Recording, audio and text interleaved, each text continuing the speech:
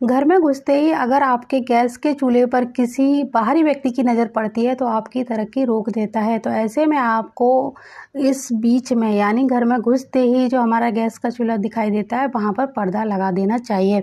इसी तरह कभी भी घर के राशन को यानी अनाज वगैरह को उत्तर पूर्व दिशा में नहीं रखना चाहिए, इससे भी हमारे घर की उन्नति रुक जाती है। तो आपको अपने घर का अनाज, राशन पानी है रसोई घर के पश्चिम और दक्षिण दिशा में रख सकते हैं, नैऋत्य की तरफ रख सकते हैं। अगर रसोई घर में स्टोरेज आपने बनाया हुआ है तो ध्यान रखिए आप दक्षिण पश्चिमी ही दीवार पर इस सामान को रखेंगे, भूल कर भी उत्तर पूर्व की ओर ना रखें तो ज़्यादा अच्छा रहेगा। आपने अक्सर देखा होगा कि नीम पूजन या भूमि पूजन के समय बहुत सारे लोग नाग नागिन का जोड़ा भूमि में दबाते हैं और हो गया उनका भूमि पूजन, और उसके बाद मकान बनाना शुरू कर देते हैं। ऐसा बिल्कुल भी नहीं करना चाहिए। केवल नाग नागिन का जोड़ा ही दबाना नहीं होता है, उसमें बहुत सारी चीज़ें हैं जिनको दबाया जाता है। नाग नागिन का जोड़ा तो अहम होता ही है, इसकी एक अहम योगदान है भूमि ऊर्जा बढ़ाने में। इसके अलावा आपको उसमें कुछ और चीज़ें हैं जिनको इग्नोर नहीं करना है। वो कौन कौन सी चीज़ें हैं मैं आपको दिखाती भी जा रही हूँ और बताती भी जा रही हूँ। जैसे ईशान कोण में आपको एक गंगा जल का कलश दबाना चाहिए, और ये कलश आपको छोटा या बड़ा कोई भी मिल जाए उसको ले सकते हैं। इसी तरह अग्नि कोण में घी भरा एक दीपक रखना है, उसको दबाना नहीं है, उसको जलने देना है।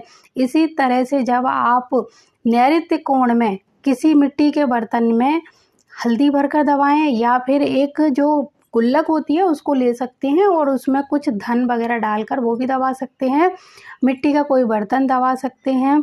और इसके अलावा आपको अपने घर के वायव्य कोण में चावल से भरा हुआ चांदी का कोई पात्र हो, सीसी हो, डब्बी हो, नहीं तो आप मिट्टी के बर्तन में भी चावल भरकर दबा दीजिए। तो ये इस भूमि की ऊर्जा को धीरे धीरे बढ़ाना शुरू करेगा। आपको ये सारे काम शुभ मुहूर्त में ही करने चाहिए। आप इनका पंचांग से मुहूर्त निकलवाइए।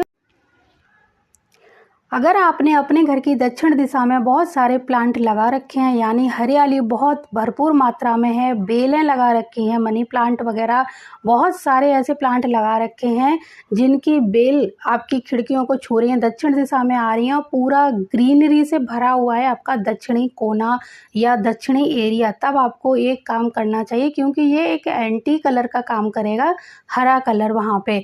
तब आपको अपने जो गमले हैं उन पर लाल कलर कर देना चाहिए, लाल कलर का पेंट कर देंगे तो ये उस चीज़ को बैलेंस कर लेगा। यानी हरा कलर जितना है उससे अधिक वहाँ पर हम अपने गमलों पर अगर रेड कलर का पेंट कर देंगे तो ये एक तरह से वास्तु दोष बहुत ज़्यादा बढ़ने से हमें बचा लेगा। इसीलिए हरे कलर का प्रयोग दक्षिण दिशा में मना किया जाता है।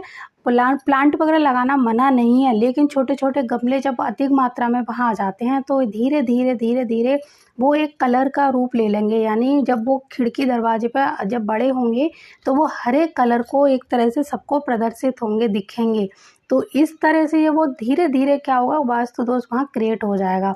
तो इसीलिए वहाँ पर गमलों के ऊपर हमें लाल कलर कर देना चाहिए और आपके जितने भी फ्लावर पॉट हों जिस दिशा में हो उस दिशा में उनको उसी कलर से अगर कलर कर देंगे तो ये एक इसका उपचार हो जाएगा जो बिना तोड़ फोड़ का रहेगा।